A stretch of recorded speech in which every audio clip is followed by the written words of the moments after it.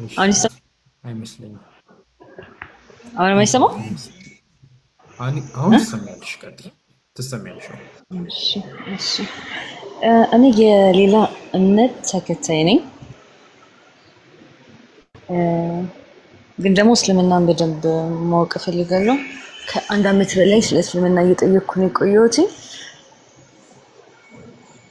እና አሁን አንዳንድ ጥያቄዎች ነበሩ። ፈቃደኛ ከሆናችሁና መለሳችሁ። እሺ፣ አንድ ስለ ገነትና ሲኦል በእናንተ አስተምሮት ማወቅ እፈልጋለሁ። ይሰማል? እሱን እንመልስና ወደ ቀጣይ ጥያቄሽ እንሄዳለን። አይሻልም? እንዳይበላል ኡስታዝ ጋር እሺ እሺ።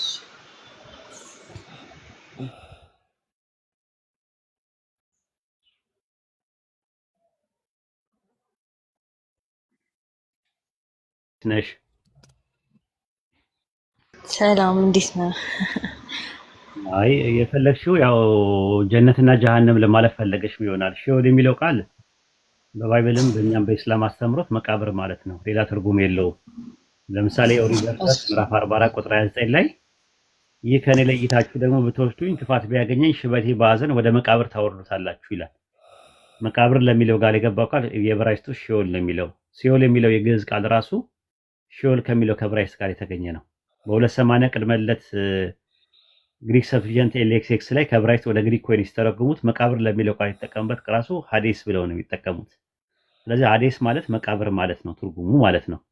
አንቺ የፈለግሽው ጀነትና ጀሃነም የሚባሉ ነገሮች በኢስላም አስተምሮት አሉ ወይ ምንድን ናቸው የሚል ነው ጥያቄ ያለው። አዎ አሉ ነው እኛ የምንለው። ምንድን ነው ያ ነገር ስንል ጀነት ማለት አምላካችን አላህ ለባሮቹ ወይም ደግሞ ለአማንያን የሚሰጠው ጸጋ ነው፣ ሽልማት ነው። ከሞት በኋላ ባለው ነገር ተቀስቅሰን የፍርድ ቀን፣ የትንሣኤ ቀን፣ የውሙል ቂያማ በሚባለው ቀን የምናገኘው ከአላህ ዘንድ የምናገኘው ወሮታና አጸፌታ፣ ምንዳና ትሩፋት፣ ስርጉትና ትርሲት ነው ማለት ነው። ይህን ይመስላል። በተቃራኒው ደግሞ ከሃዲያን ውጃ ቆሞባቸው መልእክቱን ሰምተው አሻፈረኝ ብለው ያስተባበሉ ሰዎች ደግሞ የፍርድ ቀን ጀሃነም ይገባሉ ማለት ነው። ቅጣት ነው የሚያመለክተው። አምላካችን አላህ በሐቁ ላይ በሰዎች ሐቅ የሄዱት ላይ በራሳቸው ሐቅ የሄዱት ላይ ቅጣት እንደየስራቸው መጠን ይቀበላሉ ማለት ነው። ፍዳና ቅጣት ይቀበላሉ ማለት ነው። ጀነትና ጀሃነም ይህን ይመስላል ማለት ቅጣትና ሽልማት ነው በሚለው በጥቅሉ መረዳት ትችያለሽ ማለት ነው።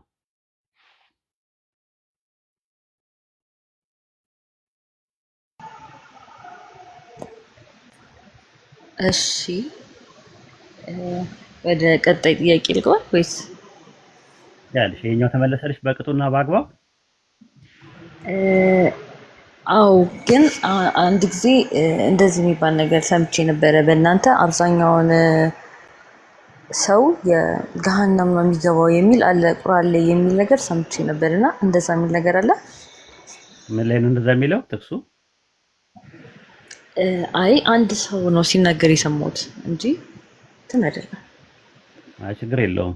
ጥያቄው እንደ ጥያቄነት ከመጣ መልስ መስጠት ይገባል ማለት እንደዛ ሳይሆን ቁርአን ላይ በሱረቱ አዕራፍ ምዕራፍ 7 ቁጥር 179 ላይ ከጂኒና ከሰዎች ብዙዎችን ለገሃነም በርግጥ ፈጠርን ይላል። ፈጠርን የሚለው ቃል ጃአልና በሚል ይመጣል፣ አደረገን በሚል ይመጣል። ለምሳሌ we have made በሚል ይመጣል።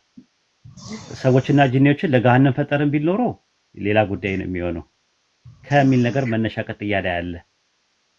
ከሚል ነገር አለ። አየሽው? ሚን ምትል አርፈ ጀራለች። ነው የሚለው ከጂኒና ከሰዎች ለገሃነም በርግጥ ፈጠርን ወይም አደረግን በሚል ነው የሚሆነው። ስለዚህ አሁን ጥያቄ የሚነሳው ደግሞ እነማን ናቸው እነዛ ሰዎች ነው ጥያቄ። ከሰውም ከጂኒም የተባሉ ሲባል እዛው ቁጥር 179 ላይ ይፈታልሻል። ለነርሱ በእነርሱ የማያውቁባቸው ልቦች አሏቸው፣ ለነርሱ በሳቸው የማያዩባቸው አይኖች አላቸው፣ ለነርሱ በእነርሳቸው የማይሰሙባቸው ጆሮዎች አላቸዋል። ይልቁንም እነሱ በጣም የተሳሳቱ ዘንጊዎች ናቸዋል። ስለ ከሃዲያን ነው የሚያወራው። ሱረቱ በቀራ ምዕራፍ 2 ቁጥር 171 ላይ የነዛ የካዱት ምሳሌ ድምጽና ጥሪን በማይቀበል እንስሳ እንደሚጮህ ቢጤ ነው ይላል። እነሱ ደንቆሮች፣ ዲዳዎች፣ ዕውሮች ናቸው፣ ስለዚህ እነሱ አያውቁም እያለ ይናገራል። በሱረቱ ሐቃ ምዕራፍ 46 ቁጥር 26 ላይ እንደዛ ነው የሚለው። ለነሱ መስሚያ ማያዎችም ልቦችም አደረግንላቸው፣ ግን መስሚያቸው ማያቸው ልቦቻቸው ከነሱ ምንም አልጠቀማቸው። በአላህ አንቀጾች ይክዱ ነበሩና በእነርሱ በነዛ ይሳለቁበት የነበረ ቅጣት ወረደባቸዋል። ስለ ከሃዲያን ነው የሚያወራው እንጂ ጂኒና ሰዎች የተፈጠሩበት ዓላማና ኢላማ አንዱን አምላክ አላህን እንዲያመልኩ ነው። በሱረቱ ዛሪያት ምዕራፍ 50 ቁጥር 56 ላይ ጂኒና ሰዎችን ሊያመልኩ እንጂ ሌላ አልፈጠርኳቸውም እያለ ይናገራል። ስለዚህ ሰው የተፈጠረበት ዓላማና ኢላማ አምላካችን አላህ በብቸኝነት ለማምለክ ነው። ነገር ግን በነፃ ፈቃዳቸው ሰዎች አምፀው በአላህ ላይ የሚያምፁ ከጂኒና ከእንትኖች መካከል ለጀሃነም ፈጠር ማለት አደረገንም የሚለው አሁን ያን ጥያቄ ምንድነው? ብዙዎች የሚል ቃል አለ በቁርአን ውስጥ። ብዙዎች የሚለው ቃል ስላለ አብዛኛውን ሚት አድርግልኝ አንድ ጊዜ ይጨዋል እንትኑ አንቺ ጋር ነው መሰለኝ።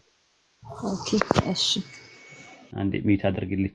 እሺ እና ምንድነው እዚህ ጋር ብዙዎች የሷ ጥያቄ ምንድነው? ሱረቱ ለአራፍ ምዕራፍ 7 ቁጥር 79 ላይ ብዙዎች የሚል ነገር አለ። ብዙዎች የሚለው የአረብኛ ቃል ከሲራ ነው የሚለው አብዛኛው ማለት ሳይሆን ከፊል ማለት ነው ትርጉሙ። አክሰር ማለት አብዛኛው ማለት ነው። ቁጥር 79 ላይ ያለው ግን ከሲራ ነው። ምንድነው አክሰርና አይለውም ነው። አክሰር አይለውም። አክሰር ማለት አብዛኛውን ቢሆን ኖሮ ነበር አክሰር የሚባለው። እንደዛ ከሆነ ታዲያ ከሲራ የሚለው ቃል ምን በሚል ነው የመጣው ሲባል ፈሪቅ በሚለው ነው የመጣው። ከፊል በሚል ነው የመጣው። ለምሳሌ ሱረቱ በቀራ ምዕራፍ 2 ቁጥር 26 ላይ በእርሱ ብዙዎችን ያጠማል፣ በእርሱ ብዙዎችን ያቀናል አለ። አይሽ አልፍ አልፍ ነው ያደረገው።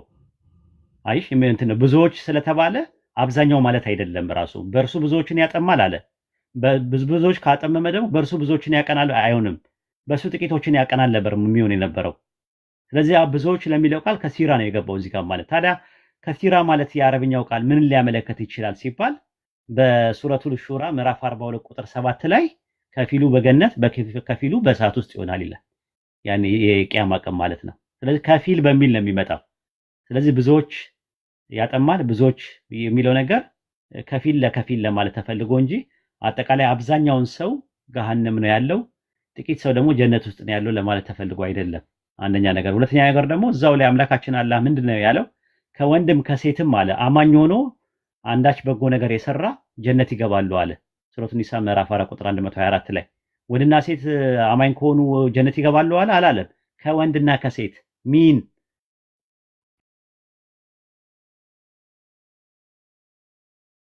እና ወንድ ጀነት ይገባል አይደለም የሚለው ከሚል ነገር አለው። በተመሳሳይም ከጂንና ከሰው ለገሃነም አደረግን ማለት ፍርዱን ነው የሚያመለክተው። የቂያማ ቀን አምላካችን አላህ ለገሃነም የሚያደርጋቸው ሰዎች አሉ ማለት ነው። ምን አድርገው ሲባል ክደው በመካዳቸው ምክንያት። እንዴት ነው የሚሆኑት ሲባል በሱረቱ ሷድ ምዕራፍ 38 ቁጥር 85 ላይ ከአንተ አለ ሰይጣንን ሲነግረው ከእነርሱስ ከተከተሉ በአንድ ላይ ገሃነም በእርግጥ ሞላታለሁ አለ። አያችሁ?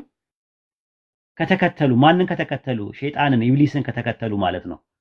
በሱረቱ ሰዲጃ ምዕራፍ 30 ቁጥር 13 ላይ እንደዛ ነው። ገሃነም ከሰውና ከጂኒ የተሰበሰቡ ሆነው በእርግጥ ሞላታለሁ ማለት ቃሉ ከኔ ተረጋገጠ አለ። የት ቦታ? በሱረቱ ሷድ ምዕራፍ 38 ቁጥር 85 ላይ የተከተሉ አለ። ስለዚህ ሸያጢንን አይሰማም ድምጽ ራቅ ይለኛል። አይሰማም ጃቢሮ የሆነ ሰው ምልክት ይስጠኝ። ሰማል ኡስታዝ በደንብ ነው የሚሰማው። ኦኬ ስለዚህ ከዚህ አንፃር ነው ከተከተሉ ይላል። መጽሐፈ ምሳሌ ምዕራፍ 16 ቁጥር 4 ላይ የእናንተ መጽሐፍ ላይ ያህዌ ሁሉን ለራሱ እንዲሁ ኃጢአተኛን ደግሞ ለክፉ ቀን ፈጠረ ይላል። ለክፉ ቀን ፈጠረ። ክፉ ቀን በሚለው ላይ የውም ራህ በሚለው ላይ ለምትል ነገር መስተዋልዳለች። ዱምዳ የሚባል አለ፣ የጥፋት ቀን አለ፣ ለዛ ፈጠረ ይላል። ስለዚህ ምን ማለት ነው? ለክፉ ቀን የፈጠረ ማለት አንዲት አምላክ ለክፉ ቀን ይፈጥራል ብለን ስንል አስቀድሞ ስለሚያውቅ ለክፉ ቀን ፈጠራቸው ማለት የወደፊቱን ነገር እንትን ለማሳየት እንጂ ሊተራሊ መጀመሪያውኑ ሲፈጥራቸው ለዚህ ለእሳት ለእንትን ለገሃነም ለምናምን ብሎ ከፈጠረ ፍሪዊል ከሚባለው ጋር ይጋጭ ነበረ። ስለዚህ ከዚህ አንፃር ነው። አሁንም ያልተመለሰለሽ ነገር ካለ በጥያቄ መልስ ላይ እክል ካጋጠመሽ ዳጎስ ያለ መልስ ይሰጥሻል ኢንሻአላህ። ከዚህ ቤት ስትወጪ ያው ገሰረት ሆነሽ መውጣት የለብሽም ኢንሻአላህ። እሺ ይሰማል አይደል የኔ ድምጽ? አዎ እሺ አሁን እኔ ጥያቄ ብዙ ነው ስለ ኢሳ ስለ መሪም ማለት ጥያቄዎቼ በዛ ስለሚል እና እኔ ደግሞ በደንብ መረዳት ስለምፈልግ አሁን ሼር ተደርጎልኝ ነው እንደ አጋጣሚ እስልምና እምነት ተከታይ ጓደኞቼ ማወቅ እንደምፈልግ ስለሚያውቁ ሼር አድርገውልኝ ነው የገባሁትኝና አጋጣሚ ደግሞ ስራ ቦታ ነኝ። ስለዚህ እንዴት ይሻላል ላይቭ ማታ ላይ ጥያቄዎችን ትገባላችሁ? አቅርቢያቸው። ስራ ቦታ ላይ ከሆንሽ ጫጫታም ስላለ ጥያቄዎችሽን እያቀረብሽ እኔ እየመለስኩልሽ ሚውት እያደረግሽ ከተመለሰልሽ ተመልሶልኛል፣ ካልተመለሰ ደግሞ አጥጋቢ ካልሆነ ደግሞ በደንብ ጥርስና መላሱን እየነቀስክና እያደማ ጥልልና ጥንፍፍ አድርገህ እያጠለልክና እያጠነፈፍክ ንገረኝ ማለት ትችያለሽ። ኦኬ እሺ። ወይ ደግሞ ካልሆነ ማታ ላይ የምትገቡ ከሆነ ያን ሰዓት ላይ ለመግባት አስቤ ነበር። ማታ የለውም እኔ በኋላ ላይ ግን አሁን ከተመቸሽ ማለት ሌላ ቀንም ማድረግ እንችላለን ኢንሻአላህ ከፈለግሽ ማለት ነው። ወይ እንደዛ እናድርግ። አሁን በመሀልም ልወጣ ስለምችል እንትን እንዳይል ሐሳቤ ሪከርድ አድርጊ ከፈለግሽ። ኦኬ እሺ። ሪከርድ አድርገሽው በኋላ ላይ ታዳምጫለሽ፣ ወይም ደግሞ ሪከርድ አድርጉላትና በውስጥ ላኩላት ማለት ነው። ለእሷ ያጀማ የምትልኩላት ማን ይችላል? ማግኘት ይችላለች። ኡስታዝ እንትና አርጊ ማን ይልክላታል? ዩቲዩብ ኮመንት ላይ ጽፉልሻል አለ። እዛ ሄደሽ ስሚ፣ ሙሉ አለ። ከዚህ በፊትም ያወራችሁት አለ ሪከርድ የሆነ ገብተሽ መስማት ትችላለሽ። ስለዚህ ምን ታደርጊያለሽ መሰለሽ? ጥያቄዎችሽን አቅርቢና ኡስታዝ ይሄድባቸው ስለጀመራችሁት ማለት ነው። እየሰማሽ ከሆነ መልካም፣ ካልሰማሽ ደግሞ በኋላ ሪከርዱን ሄደሽ ስሚ። ጥያቄዎች አሁን ያሉብሽን ጥያቄዎች ግን ሁሉንም ይሄ ጥያቄ አለኝ ብለሽ ኡስታዝኛ በቻልነው መጠን እያብራራን እንመልሰው። እንዲህ የራባት መውጣት የለባትም። ቢያንስ እንኳን ትንሽ ጉርሻ 1-2 ጉርሻ ለራብ ማስታገሻ በወፍ በር ለቅምሻ ያክል ትንሽና ጉርሳት ብዬ እኮ ነው። በጣም እርቧታል። ጥያቄዎችን አቅርቢ። እሺ ሌላ ጥያቄ ስለ ኢሳ እና መሪም ስለ ቅድም እያወራችሁ ሰምቼ ነበር የተወሰነ ስለ ኢየሱስ እና ስለ ማርያም በእናንተ አስተምሮት። በእኛ አስተምሮት ያው ኢየሱስ የድንግል ማርያም ልጅ ነው ብለን የምናምነው ማለት ልክ ፈጣሪ መጀመሪያ አደምን ሲፈጥር ካለ ወንድ ካለ ሴት ነው የፈጠረው፣ ከአፈር ነው የፈጠረው አደምን ሲፈጥረው ማለት ነው። ያለ ወንድ ያለ እንትን ደግሞ የሱ ተቃራኒ የሆነው ደግሞ እኛ ደግሞ ከወንድና ከሴት ነው የተፈጠርነው አይተሽ ከሆነ ማለት ነው። ሱረቱ አሊ ኢምራን ምዕራፍ 3 ቁጥር 59 ላይ አደምን የፈጠረው ከአፈር ነው ይላል፣ ያለ ወንድ ያለ ሴት። እኛን ደግሞ የሱ ተቃራኒ አድርጎ ከወንድና ከሴት ነው የፈጠረን በሱረቱ ሁጁራት ምዕራፍ 49 ቁጥር 13 ላይ እናንተ ሰዎች ከወንድና ከሴት ፈጠርናችሁ ነው የሚለው። ከዛ በኋላ ደግሞ ሐዋ የምትባለዋን ከሱ አጥንት ወሰደና ካለ ሴት ከወንድ ፈጠረ። ከዛ በኋላ ነው የሐዋ ተቃራኒ ደግሞ ከሴት ያለ ወንድ ኢሳ ኢብኑ መርየም አለይሂ ሰላምን ድንግል ማርያም ማህፀን ውስጥ ስፐርም ሴል ሳይኖረው የወንድ ዘራ ብሲ ሳይኖረው ድንግል ማርያም ማህፀን ውስጥ ተፈጥሯል ማለት። ስለዚህ ኢየሱስ ኦንቶሎጂካሊ በምንነቱ ሰው ነው፣ የድንግል ማርያም ልጅ ነው ብለን ነው የምናምነው፣ የሰው ልጅ ነው ብለን ነው የምናምነው። በሜታፊዚካሊ በማንነት ደግሞ ከኔና ካንቺ ስለሚለይ ነብይ ነው፣ መልእክተኛ ነው፣ መሲ ነው ብለን እናምናለን። ይሄ ነው ትምህርታችን ስለ ኢሳ ማለት ነው። መርየም ደግሞ የቅድስና ተምሳሌት የሆነች ድንግል ማርያም ማለት ነው። ድንግል ማርያም የሆነች በድንግልና የጸነሰች አላህ የመረጣት በዓለማት ካሉ ሴቶች ሁሉ የመረጣት ያነሳት የቅድስና ተምሳሌት የሆነች ሴት ናት ብለን እናምናለን፣ እንወዳታለን፣ እናከብራታለን። እኛ ሙስሊሞች አምላካችን አላህ ስለወደዳትና ስላከበራት አንድ ሙሉ ሱራ ሰጥቷት ሱረቱ መርየም የሚባል አንድ የሱራ ወይም የምዕራፍ ስም አለ። በዚህ መልክና ልክ ነው ድንግል ማርያምንና ኢየሱስን የተቀበልነው ማለት ነው። ኢየሱስ ስለ ሰው ልጆች በምድር ተገርፏል፣ ሞቷል የሚለውን አስተምሮት እናንተ ጋር አንቀበልም። አትቀበሉ ማለት ነው። ስለዚህ የፈጠረን አንድ አምላክ ነው። ሰው የፈጠረንን አምላክ ነው አይደል? እናመልከው ነው። በአምልኮ ደረጃ ሰማይና ምድርን በመካከላቸው ያለውን የፈጠረ የዓለማቱ ጌታ አላህ አለ። እሱም ብቻ ነው የምናመልከው። ፍጥረትን ሁሉ የፈጠረ ፍጡር ያልሆነ ፍጥረትን የፈጠረ በአምላክነቱ ላይ ሰውነት የሌለበት፣ በጌትነቱ ላይ ባርነት የሌለበት፣ በጥበቃው ላይ እንቅልፍ የሌለበት አንድ አምላክ አለ። እሱን ነው የምናመልከው በአምልኮ ደረጃ ማለት። ኢሳ ደግሞ የእሱ ነብይና መልእክተኛ ነው። ምድር ላይ በተመላለሰበት ሰዓት ዕውራንን በማብራት ለምጻሞችን በማንጻት ሽባዎችን በመተርተር ሙታንን በማስነሳት ተአምር ያደርግ ነበር። ለነብይነቱ ለመልእክተኝነቱ ማስረጃው ነው ማለት ነው። በኋላ ላይም አይሁዳውያኖች ምንም ተአምር ቢያደርግ እንደዛ ሪሳላው መልእክቱን ቢያደርስ ቢያስተምራቸው ያንን ወንጌል ሲያስተምራቸው አልቀበልም ብለው በኋላ ላይ ተንኮልና ደባ አስበው ሊሰቅሉትና ሊገሉት ሲሉ አምላካችን አላህ ወደ ሰማይ ወሰደው ማለት ነው። አሁን ሰማይ ላይ ነው ያለው። ኢንሻአላህ ወደፊት ደግሞ የቂያማ ቀን ሲቃረብ ይመጣል ማለት ነው። ምድርን በአንድ ግዛት ለማስተዳደር የሰው ልጆችን ሁሉ ሰላምና አንድነት ለማድረግ ኢንሻአላህ ወደፊት ይመጣል ማለት ነው። አላህ ያምጣልን። እሺ ሌላ ፎቶ ቤት የማይሰቀልበት ምክንያት እሱን ማወቅ ፈልጋለሁ። ልደት የማይከበርበት ምክንያት ይሄ ለምንድን ነው? በእናንተ ሃይማኖት ልደትና ፋሲካ ምናምን ልደት ነው የሰው ልጅ ልደት ከፓጋን ነው የመጣው። ልደት ማክበር የሚባለው መጀመሪያ መሰረቱ ከፓጋን ነው የመጣው። አንደኛ ነገር ፓጋኖች ናቸው ልደታቸውን የሚያከብሩት የነበረው። ያንን አይተው ክርስቲያኖች ልደት ማክበር ጀመሩ ማለት የኢየሱስ ልደት የተወለደበት ቀን ብለው ጣዖት የተወለደበት እነ ሚጥራስ የተወለዱበትን ቀን በማሰብ የኢየሱስ ልደት እንደዛ ነው ብለው ያልተወለደበትን ቀን ታህሳስ 29 ወይም 28 አድርገው ወይም ደግሞ በፈረንጆች ታህሳስ 25 ብለው እያከበሩ ነው ያለው። ኢየሱስ የተወለደው ጥቅምት አካባቢ ላይ ነው። አንዳንዶቹ መስከረም ላይ ነው ይላሉ። ባይብል ግን ጥቅምት አካባቢ እንደሆነ ይናገራል። ስለዚህ ከዛ አንፃር ያንን ታይቶ ነው ልደት ማክበር የተጀመረው ማለት ነው። ፓጋኖቹን ታይቶ ነው። ስለዚህ በኢስላም ደግሞ አንድ ነገር የምንከተለው ቁርአንና ሐዲስ ላይ ነው። ቁርአንና ሐዲስ ላይ ሐላል የተባለ ነገርና ሐራም የተባለ ነገር አይተን ነው ሐላል አድርገን የምንጠቀመው ሐራም አድርገን የምንጠቀመው ምን ይዘው። ከዚህ አንፃር እኛ የልጆቻችንን ልደት አናከብርም። ልደትም እንትን አንልም ማለት ነው። አንደግስም ምን አንልም። እስኪ ፎቶ መስቀልስ ቤት ውስጥ እሱ ጥንት ላይ በነበረው ረሱል ሰለላሁ ዐለይሂ ወሰለም ከመላካቸው ቁርአን ከመውረዱ በፊት የሚፈቀዱ ነገሮች ነበሩ። ለምሳሌ ለማስተማሪያነት ለአንዳንድ ነገሮች ምናምን ነገር ይቻል ነበር። ለምሳሌ ሱለይማን ተምሲል ወይም ደግሞ የሆነ ምስል ነገር አድርጎ ነበረ በቤተ መንግስት ውስጥ ቁርአን ራሱ ይናገራል። ነገር ግን ይሄ ነገር ሄዶ ወደ አምልኮ ነገር እንዳይሄድ አባቶቻችን ለምሳሌ አያቶቻችን ፎቶ ከሰቀልን በኋላ ከዛ በኋላ እነዛን ሰዎች ከመወደዳቸው የተነሳ ማውራት ይጀምራሉ። ማውራት ከጀመሩ ደግሞ ዱዓ ማድረግ ይጀምራሉ ማለት ወደ እነሱ ማውራት መለማመን ይጀምራሉ። ልክ ቁረይሾች እንዳደረጉት ማለት ቁረይሾች ምንድነው ያደረጉት?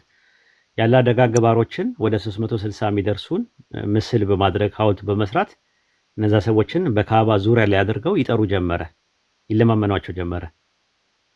እና ሙታን ናቸው አላህ በቁርአን ላይ መቼ እንደሚቀሰቀሱ አያውቁም ሙታን ናቸው እያለ ነው የሚናገረው እነዛ ደጋግ ያላ ባሮችን በኋላ ላይ ማለት እና የተከለከለ ነው እነዛ ሰዎችን በሌሉበት መጥራት ማለት ነው። አንቺን ለምሳሌ እያወራሁሽ ነው ሰምኛለሽ፣ ባይ ማየት እችላለሁ፣ በጆሮ እንትን ማለት እችላለሁ ኮንታክት እስካለኝ ድረስ። ግን ቲክቶክን ዘግቼ ከወጣው በኋላ ቃል እያልኩኝ ባወራ አንቺ አሰሚኝም። ለምን? ሁሉ ነገር መስማት፣ ሁሉ ነገር ማየት፣ ሁሉ ነገር ማወቅ የሚችለው አንድ አምላክ ብቻ ነው። የመለኮት ባህሪ ገንዘብ ብቻ ነው፣ የአንቺ ገንዘብ አይደለም። ነገር ግን እነዛ ሰዎች ምን ያደርጋሉ? ያንን ምስል ይጠቀሙና በዛ ምስል ያንን ሰው ኮንታክት ያደርጉታል። ስለዚህ አሁን ቤት ውስጥ እኔ የአያቴን የቅድመ አያቴን ፎቶ ባስቀምጥ ልጆቼ ልጆቼ አያቴ ቅድመ አያቴ ነው ብለው ሊያወሩት ይችላሉ። ያንን ምስል ወደ ጣዖት አምልኮ ይሄዳል ማለት ነው። የተከለከለ ነው። ከዛ አንፃር ምስል ማድረግ የተከለከለ ነው ማለት ነው። የሚፈቀደው ፎቶ ነው። ፎቶ ደግሞ የሚፈቀደው ለመታወቂያና ለፓስፖርት ብቻ ነው። ራስን አይዴንቲፋይ ለማድረግ ብቻ ነው የሚፈቀደው።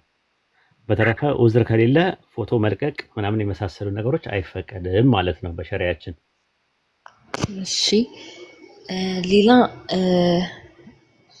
አማልክቶች መላእክቶች ማለት ነው እናንተ ጋር ቅድም ከኢሳ ውጪ ስለ ቅዱስ ገብርኤል የሚካኤል እናንተ ጋር አለ? አማልክት አይባሉም መላእክት ማለትሽ ነው? መላእክት ማለት ነው። መላእክቶች ያላ ባሮች ያላ ሰማያዊ ፍጥረታት ናቸው። መንፈሳዊያን ፍጥረታቶች ናቸው አሉ። ሚካኤል ገብርኤል ምናምን የሚባሉ መላእክቶች አሉ። ዋና መላእክቶች ያው የመላእክት አለቃ ተብለው ይባላሉ። እንደነ ሚካኤል እንደነ ገብርኤል እንደነ ሩፋኤል ምናምን የመሳሰሉት አሉ። በእኛም ማለት ነው ኡራኤል የሚባል አለ ራሱ ማለት ነው። እና የተለያየ መላእክቶች አሉ። የሩህ የሚያወጡ መላእክቶች አሉ። ዝናብ የሚያመጡ የቂያማ ቀን መለከት የሚነፉ ወሂ የሚያወርድ ምናምን የመሳሰሉ የተለያየ ድርሻ አላቸው። የመላእክት አለቆችም አሉ አርኬንጀልስ የሚባሉ ማለት ነው። እና መላእክቶች እልፍ አላፋት ናቸው። ቁጥራቸው አልተመዘገበም። መላእክቶች አሉ፣ የሰማይ ሰራዊት አሉ። አላህ ሲያዛቸው ይታዘዛሉ። ዊል አላቸው፣ ፈቃድ አላቸው። አላህን ያመልኩታል፣ አላህን ይጠይቁታል። ግን ካቴጎሪካል ዊል የሚባል ነገር የላቸውም።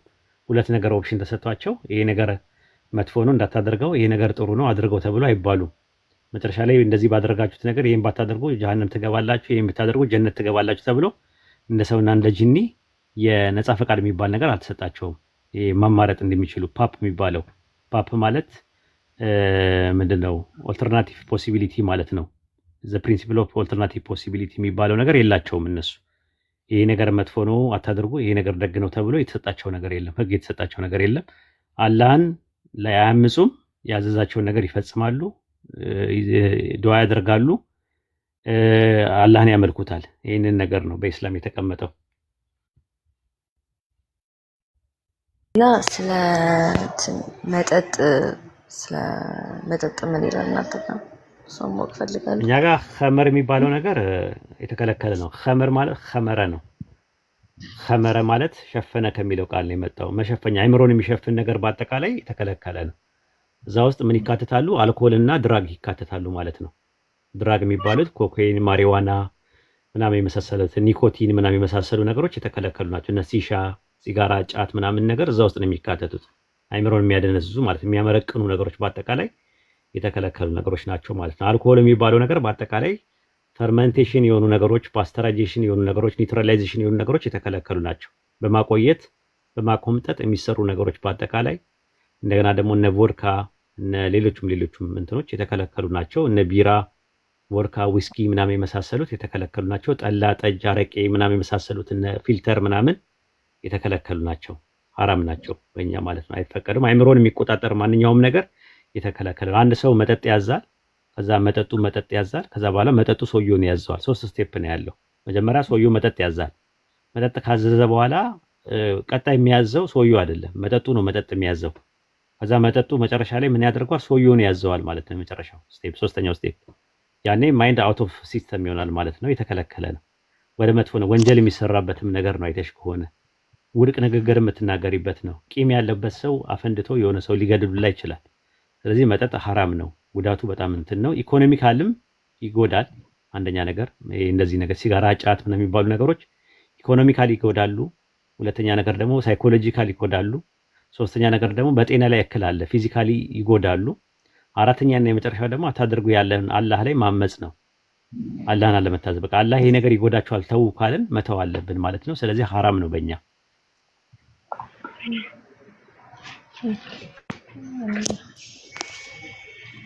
እሺ ሌላ በቀን 3 ሰላት አላችሁ አይደል? 5 ነው። ኦኬ እሺ። ሰላት የምታደርሱበት ምክንያት በየቀኑ ማለት በቀን ውስጥ 5 እሱን ማወቅ እችላለሁ? አዎ አላህ በቁርአን ውስጥ በሱረቱ ኒሳ ምዕራፍ 4 ቁጥር 103 ላይ ሰላት አላህ ዘንድ በጊዜያት የተወሰነ ግዴታ ነው ይላል። ስለዚህ አምላካችን አላህ ነግሮናል። ሰላተል ፈጅር ብሎ ዙሁር፣ አስር፣ መግሪብ፣ ኢሻ ብሎ የነገረን አምላካችን አላህ ነው። ስለዚህ የምናደርግበት ኮንታክት ነው ራሱ። ሶላት ማለት ትርጉሙ ወደ አማርኛ ጸሎት ማለት ነው ትርጉሙ። ስለዚህ አላህን ኮንታክት የምናደርግበት ነው። በጀማ ሆነን ሁላችንም በዓለም አቀፍ ደረጃ አምላካችን አላህን በቀን 5 ጊዜ በተመደበልን ሰዓት ላይ አላህን እናመልካለን ማለት ነው። ኮንታክት እናደርገዋለን፣ ለሱ ጊዜ እንሰጠዋለን ማለት ነው። ልክ አንቺ ለመብል ለመጠጥ ጊዜ ሰጠሽ ቁርስ፣ ምሳ፣ እራት እንደምትይ ሁሉ በተመሳሳይ ደግሞ ለቤተሰቤ ጊዜ ያስፈልገኛል፣ ለትምህርት ጊዜ ያስፈልገኛል እንደምትይ ሁሉ አምልኮ አላህን እንትን ታያለሽ ማለት ነው። ቆመሽ አጎንበሰሽ ከዛ በኋላ ደግሞ በሱጁድ ተደፍተሽ ግንባርሽን መሬት ከታስነቂና ለዓለማቱ ጌታ አምልኮሽን ታቀርቢያለሽ ማለት ነው። በዛ በሰላት ውስጥ ደግሞ የሚባሉ ነገሮች አሉ። አላህን የምታመልኪባቸው ቃላቶች አሉ። እንደዛ ነው። አምልኮ ነው። በቃ ራሱ ኮንታክት ነው። አንዱን አምላክ በብቸኝነት የአምልኮ ሐቁን እየሰጠነው ነው ያለ ነው። የፈጠረንን ማለት ነው። ለሱ የምንጎባደደው የምናሸረግደውም የምንተናነሰውም ለሱ ነው። ይሄ ይመስላል። እሺ አንድ የመጨረሻ ምለን ጥያቄ ለአሁን ማለት ነው። ስለ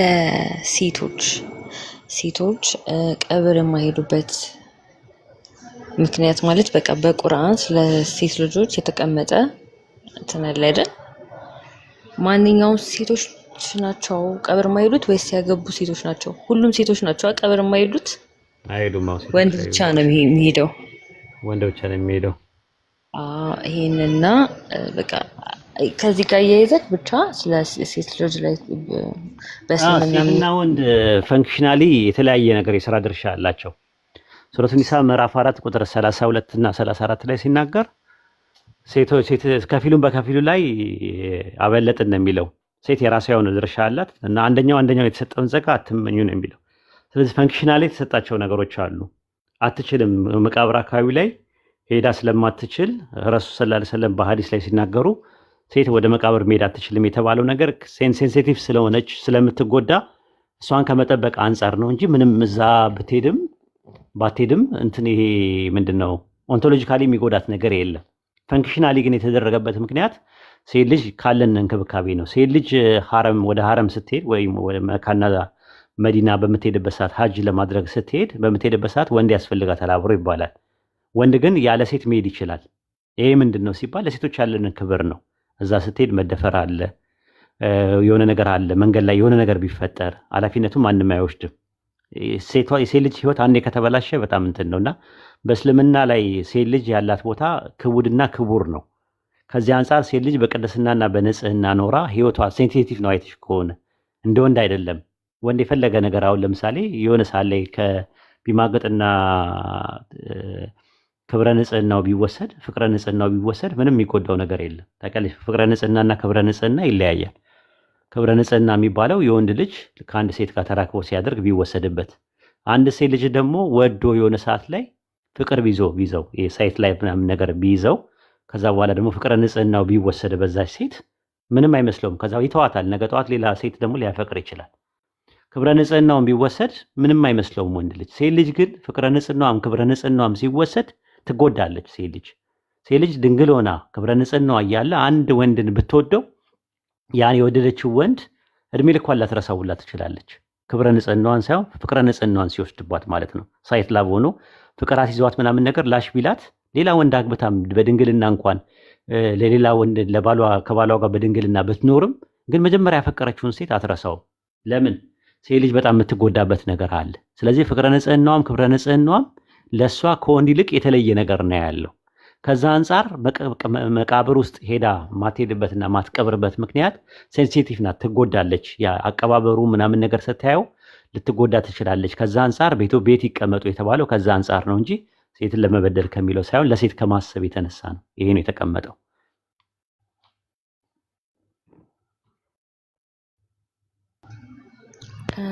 እሺ እኔ ጥያቄ ብቻ አይደለም፣ እኔ ጥያቄ ለመጠየቅ የተነሳውበት ምክንያት በእስልምና ላይ ብዙ ትክክል ናቸው ብዬ የተቀበልኳቸው ሀሳቦች ስላሉ ነው እና ብዙ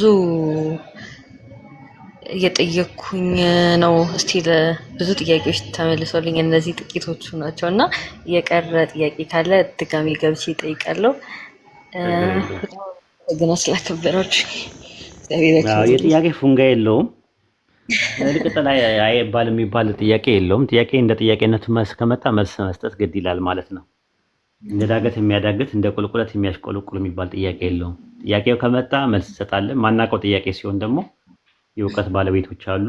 እነዛን አዋቂዎቻችን፣ ምሁራኖቻችን፣ ዑለማዎቻችንን ጠይቀን እንመጣለን ማለት። እናንተ ጥያቄ ስትጠይቁ እኛም እየተማረን ነው የምንመጣው። አዳዲስ ነገሮችን ጌን ስለምናረግ እውቀታችን እያደገ ይመጣል። የሰው አእምሮ ደግሞ ስሉጥ ነው፣ እያደገ የሚመጣ ነገር ነው። ከትናንትና ዛሬ ከዛሬ ነገ እየተሻሻለ የሚመጣ ነገር ነው። ስለዚህ ማናውቃቸው ብዙ ነገሮች አሉ። ጥያቄ መታችሁ ስትጠይቁ ደግሞ ደስ ይላል ማለት ነው። እንደነ ጃቢር ያሉ ሰዎች እንደ ሌሎቹም ያሉ ሰዎች ዛሬ ከጉሊት ወደ ጉልላት ከቀንበር ወደ መንበር ከእስራት ወደ አርነት የተሸጋገሩት በመጠየቃቸው ነው። ሺህ በክንፉ ሺህ በአክናፉ አንድ ለእናቱ ሺህ ለጠላቱ የተባሉ እንደነ ጃቢር አይነት ዛሬ ላይ ያሉትን የምታያቸው በአንድ ወቅት ጠይቀው የነበሩ ሰዎች ናቸው። ስለዚህ መጠየቅሽን እንወደዋለን ለማለት ፈልጌ ነው። ኢንሻአላህ። እሺ፣ አመሰግናለሁ።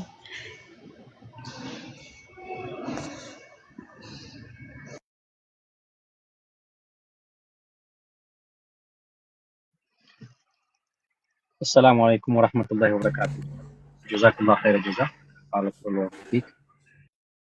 ቃል እናመሰግናለን። ይሄን ሙሉን ሪከርድ ድጋሚ ማዳመጥና መስማት ከፈለግሽ ዩቲዩብ ቻናል አለ፣ እኔም ሪከርድ አድርጌዋለሁ፣ ልንሰጥሽ እንችላለን። ሌሎች ሪከርዶችን ሌሎች ትምህርቶችን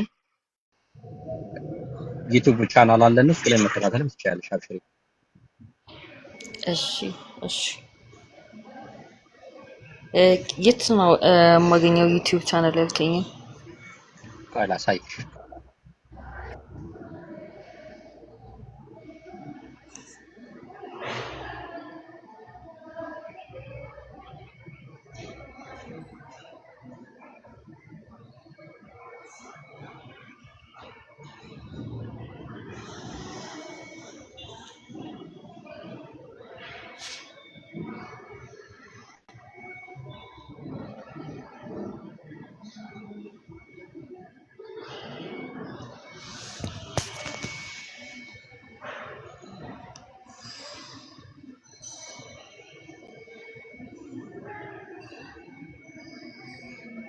እንደዚህ በምድር እንደዚህ እንዲኖር የተፈጠረበት ይታይሻል። ይታየኛል። ይሄ አሁን ራሱ ላይቭ እያስተላለፍ ነው ነበር ማለት ነው። ኦኬ ጃቢር ብለሽ ሰርች ብታደርጊ ታገኘዋለሽ። እሺ ይሄ እዚህ ጋር ይታያል። ይታያል። ያዥው እሺ ስክሪንሾት አድርገሽ ማለት ነው። ኡስታዝ ይቅርታ፣ ሌላ ወገናችን ገብታለች። ትናንትና ነው በቀደምታ ስናወራት የነበረችው ልጅ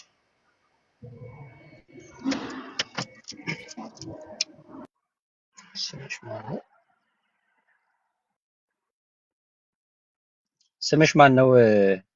ከቃል ጎን ያለሽ እንዴት ነሽ? እሺ ሰላም እንዴት ቆያችሁ? ስሜ ሰላም። ሰላም እንዴት ነው? ሰላም ነው ያለው እግዚአብሔር ይመስገን። ካጤ ጥያቄ ካለ? እሺ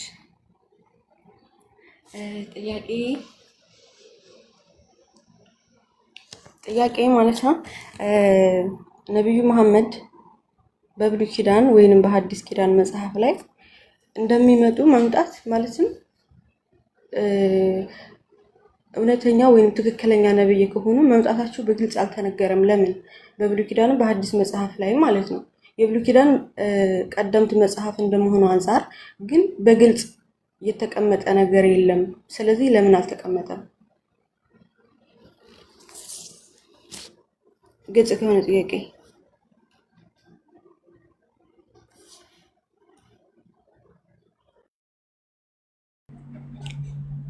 ጥያቄሽ ግልጽ ነው ኡስታዝ። ሰላም ብያለሁ ወገናችን፣ እህታችን ሰላም ነው፣ እንዴት ነሽ? ማሻአላ ግልጽ ነው፣ ምንም ችግር የለውም። አንድ ነቢይ ስለመሆኑ ከሱ በፊት የነበረው ነቢይ ስለሱ መምጣት መናገር አንደኛ መስፈርት አይደለም።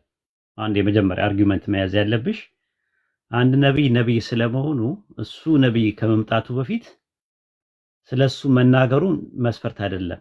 ለምሳሌ ኢብራሂም ነቢይ ነው፣ ኦሪት ዘፍጥረት ምዕራፍ 20 ቁጥር 4 ላይ አብርሃም ማለት ነው በእናንተ ግን አብርሃም ከመምጣቱ በፊት ስለ አብርሃም የተናገረ ነቢይ አለ የለም ከተባለ ነቢይነቱ መኖር የግድ አይደለም፣ መስፈርት አይደለም። ሙሴ ነቢይ ነው በእናንተ።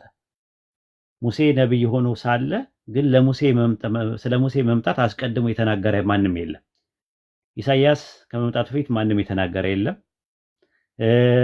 እንትናም ምንድነው ኤርሚያስም እነ ሕዝቅኤልም የእስራኤል ነቢያት አብዛኛውን ስለነሱ መምጣት አስቀድሞ የተነገረ ነገር የለም።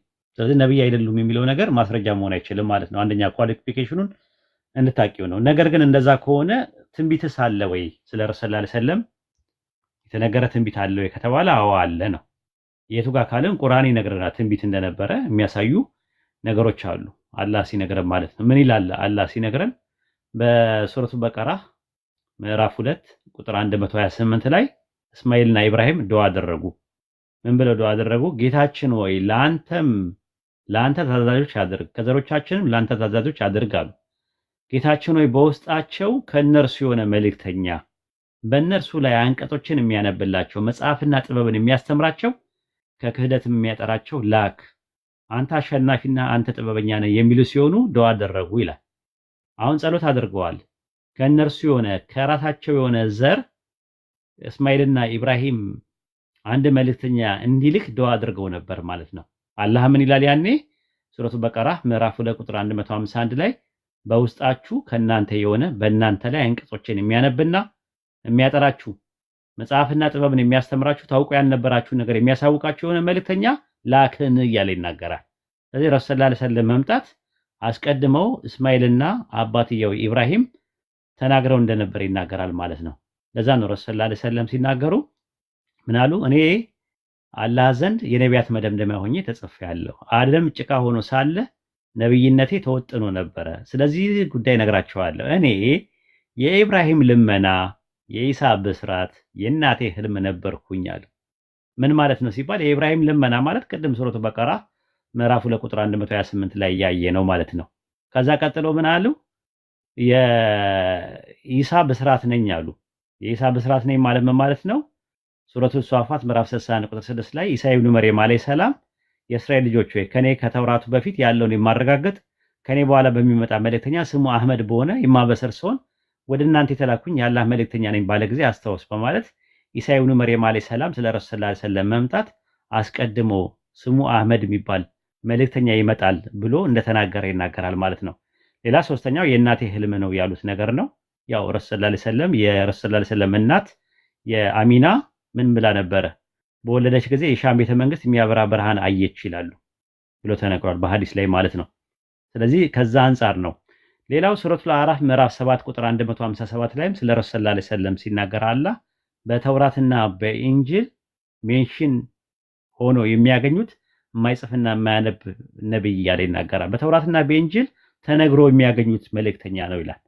በተውራትና በኢንጂል ተነግሮ እንደነበረ አምላካችን አላህ እየነገረን ያለው ማለት ነው። ሌላው በሱረቱል አዕራፍ በሱረቱል አሊ ኢምራን ምዕራፍ 3 ቁጥር 81 ላይ ያለው ጥቅስ ነው። አላህ የነቢያትን ቃል ኪዳን ከመጽሐፍና ከጥበብ ጋር ሰጥቻችሁ ከዛ ከእናንተ ጋር ላለው የሚያረጋግጥ መልእክተኛ ቢመጣላችሁ በእርሱ በእርግጥ እንድታምኑበት በእርግጥ እንድትረዱ ሲል በያዘ ጊዜ ያስታውሳል።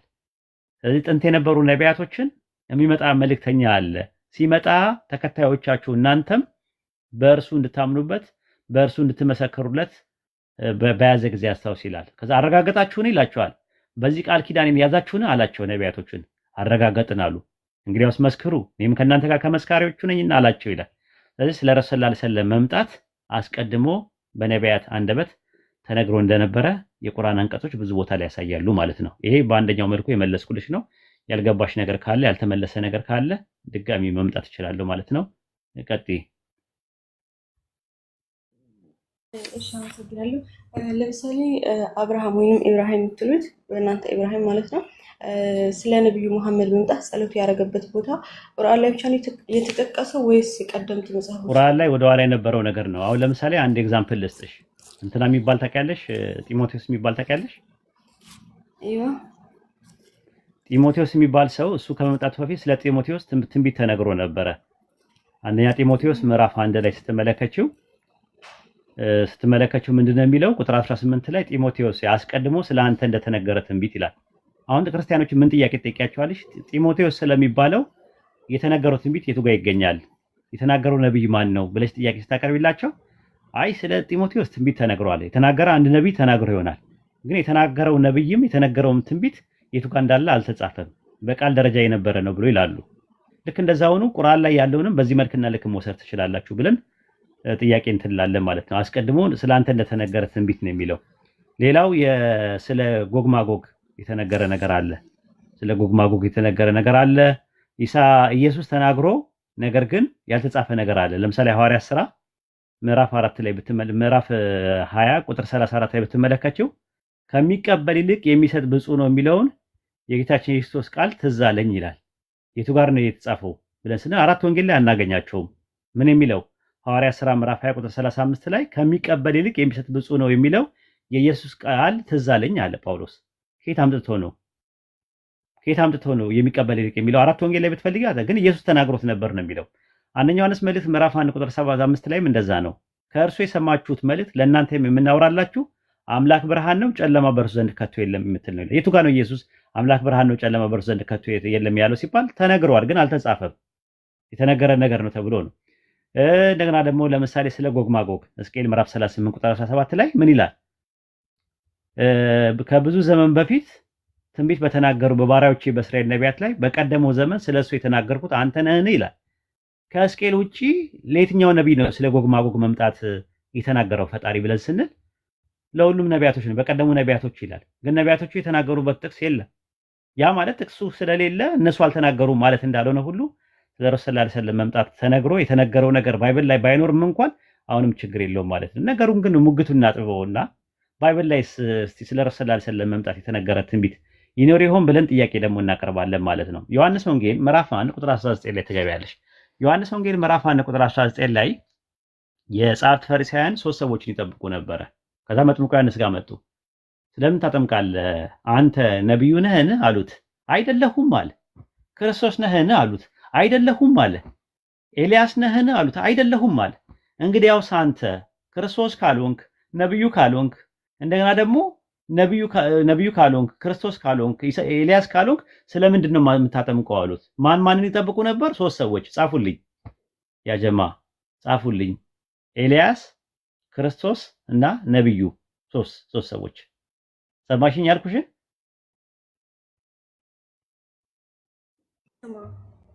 አዎ አሁን ኤልያስ ማን ነው ብለን ስንል የሚጠበቀው ኤልያስ ሁለተኛ ነገሥት ምዕራፍ 2 ቁጥር 11 ላይ ኤልያስ በእሳት ሰረገላና በእሳት ፈረስ ወደ ሰማይ እንደወጣ ይናገራል። ትንቢተ ሚልክያስ ምዕራፍ 4 ቁጥር 5 ላይ ታላቁ የሚያስፈራው የአምላክ ቀን ከመምጣቱ በፊት ነብዩ ኤልያስ ልልክላቸዋለሁ ይላል። ትንቢት ነበረ ስለ ኤልያስ መምጣት። ስለዚህ ኤልያስ ነህን ብሎ ሲጠይቁት ከምን አንጻር ነው እየጠየቁ ያሉት? ኤልያስ የሚባል ነብይ ይመጣል ተብሎ ስለሚጠብቁ። ከዛ ክርስቶስ ነህን ሲሉት ደግሞ ክርስቶስ ወይም ደግሞ መሲያህ የሚባለው ወይ ደግሞ ክርስቶስ የሚባል የተቀባ የሚባል የሚመጣ አለ ተብሎ ይጠበቅ ነበረ። መዝሙረ ዳዊት ምዕራፍ 2 ቁጥር 2 ላይ ታገኘዋለሽ። ብዙ ቦታ ላይ መሲህ ይመጣል የሚል ጥቅስ አለ። ስለዚህ ያ መሲህ ኢየሱስ ሆኖ ተገኘ ማለት ነው። አሁን ሶስተኛው ማን ነው ነው ጥያቄው። ነብዩ የተባለው የቱ ጋር ነው ስንል ዘዳግም 18 ላይ ያለ ነው። ዘዳግም 18 ላይ ለእስራኤል ልጆች ሲነገር ምንድነው ያለው? ለእስራኤል ልጆች ሲነገር ምንድነው? እንዳንተ ያለ ነብይ ከወንድሞቻቸው መካከል አስነሳላቸዋለሁ። ለእስራኤል ወንድሞች እነማን ናቸው ብለን ስንል ኦሪት ዘዳግም ምዕራፍ 4 ቁጥር 2 ላይ፣ ኦሪት ዘዳግም ምዕራፍ 2 ቁጥር 4 ላይ የእስራኤል ወንድሞች የተባሉት የኤሳው ልጆች ናቸው ተብሏል። አረቦቹ ናቸው። ስለዚህ ከአረቦቹ መካከል እንደ ሙሴ ያለ ነብይ እንደሚያመጣ ተናግሯል ማለት ነው። ስለዚህ ዘዳግም 18 ላይ ያለው እንደኔ ያለ ነብይ ከወንድሞቻቸው ከእስራኤል ወንድሞች መካከል ይነሳል ተብሎ ተጠቅሶ የእስራኤል ወንድሞች ከሆኑ ከአረቦቹ መካከል ረሱል ሰለላሁ ዐለይሂ ወሰለም መጥተዋል። ይሄ ነው አንደኛ ነገር። ሶስት ሰዎችን ይጠብቁ ነበር፣ ኤልያስን፣ መሲሁንና ነብዩን። ስለዚህ ነብዩ የተባለው ሶስተኛው ማን ነው ነው? የፈለጋችሁትን ማስረጃ አምጣችሁ ሶስተኛው ማን እንደሆነ ነገሩን ነው። ክርስቶስ ማለት ኢየሱስ ነው። ኢየሱስ ክርስቶስ እንደሆነ እመኑ ይላል ባይብል ላይ። ነብዩ የተባለው ሲጠበቅ የነበረው መንገድ ጠራጊ የሆነው መጥምቁ ዮሐንስ ነው የሆነው። ሶስተኛው ያ ነብዩ የተባለው ማን ነው ነው ጥያቄው። ግልጽ ነው? ግልጽ ነው። ይሄ የኔም ጥያቄ እኮ ነው። ነብዩ ማለት ነብዩ ይመጣል በዛ ሰዓት የተባለው ማን ነው ነው? ስለዚህ ከዛ ነው ሶስተኛው አለ። ያ ደግሞ ረሱል ሰለላሁ ዐለይሂ ወሰለም ናቸው። ከወንድሞቻቸው መካከል ከእስራኤል ወንድሞች ከአረቦቹ የመጡት ረሱል ሰለላሁ ዐለይሂ ወሰለም ናቸው ብለን እናምናለን ማለት ነውና ከዛ አንፃር በመጽሐፋችሁም ጭላንጭል ነገር የሚያሳይ ነገር ይሄን አለ ማለት ነው። ዕንባቆም 3:3 ላይ ቅዱሱ ከፋራን ተራራ ይመጣል ይላል አይደለ? ከፋራን ተራራ ይመጣል ቅዱሱ ይላል አይደል? ያ አዎ። ዘፍጥረት 21 ላይ ደግሞ እስማኤል በፋራን ምድረ በዳ ተቀመጠ ይላል። አረም ማለት ትርጉሙ ምድረ በዳ ማለት ነው። ትርጉሙ ዴዘርት ማለት ነው ትርጉሙ። ስለዚህ እስማኤል የተቀመጠበት አካባቢ ላይ አረም ምድረ በዳ ነው እንጂ በአረብ አይልም። ፋራን የት ነው ያለው? ሳውዲ አረቢያ አይደል ያለው? ፋራን ሳውዲ አረቢያ ነው ያለው። ፋራን፣ ሰይርና ሲና የሚባሉ ሶስት ሰንሰለታማ ተራራዎች ያሉት አረብ ሀገር ነው ያሉት። ገላትያ ምዕራፍ 4 ቁጥር 24 እስከ 25 አካባቢ ላይ እዩ። ሲና ደብረ ሲና ያለው በአረብ ምድር ነው ያለው ብሎ ይነግረናል። ደብረ ሲና ማለት ደብር ማለት ተራራ ማለት ነው በግዕዝ። ማውንቴን ኦፍ ሲና ይለዋል። የሲና ተራራ የት ነው ያለው ይላል? በአረብ ምድር ነው ያለው ይላል። አንደኛ ነገር ሴይርም እዛ ነው ያለው፣ ፋራንም እዛ ነው ያለው። ስለዚህ ከፋራን ቅዱሱ ከፋራን ይመጣል ይላል። እስማኤል በፋራን ምድረ በዳ ተቀመጠ ነው የሚለው። አረብ ማለት ትርጉሙ ምድረ በዳ ማለት ነው። ትርጉሙ የቃሉ ትርጉም በረሃ ዴዘርት ማለት ነው ትርጉሙ።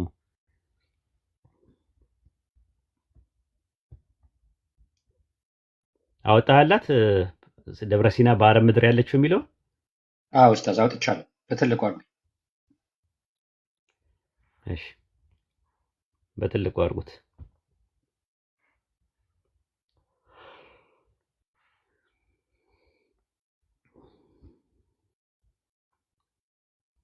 በትልቁ አድርጉት። ይሳቅ